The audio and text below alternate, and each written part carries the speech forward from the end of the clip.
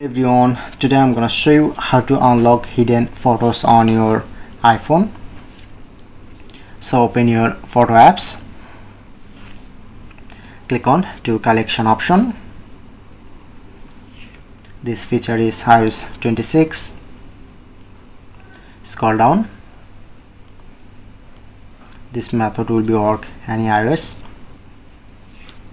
Then showing into hidden option. So look here, my hidden folder is locked and provide how can easily unlock.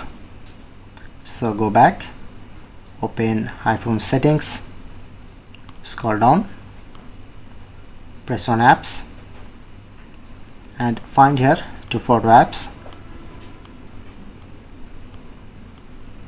So open this and make sure to disable.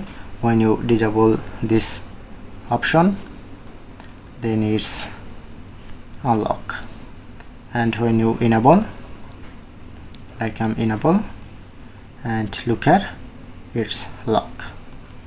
So that's how you can easily lock and unlock your hidden apps.